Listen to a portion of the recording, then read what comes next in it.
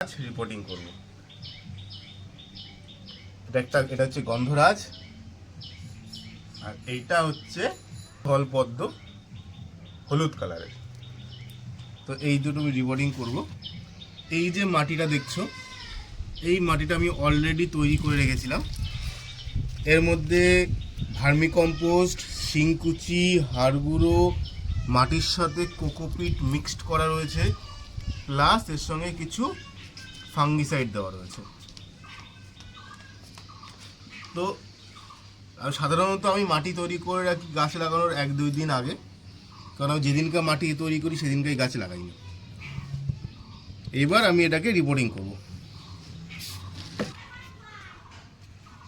এটা হচ্ছে প্লাস্টিকের টব।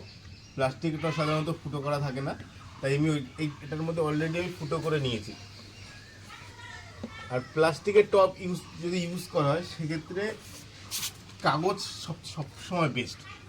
কাগজ এখানে এটার মধ্যে কাগজটা আমি ঠিক এইভাবে দিয়ে নেব।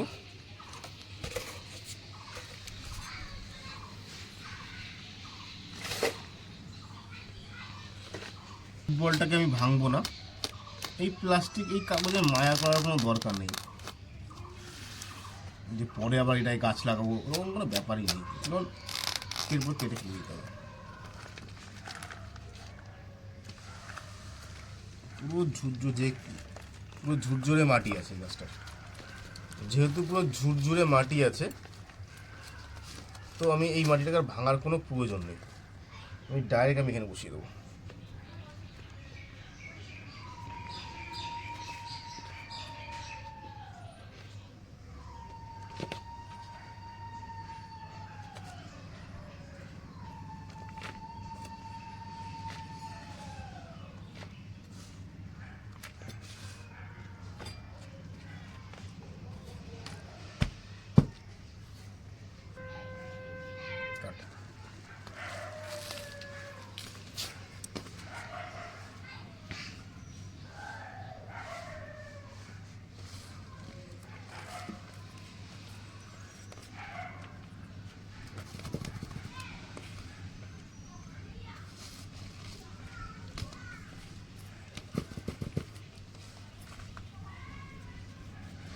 এরপরে আমি কি করব, এই গাছটা যখন আমি জল দেবো এখন, তখন জলের মধ্যে কিছুটা ফাঙ্গিসাইড দিয়ে নেবো।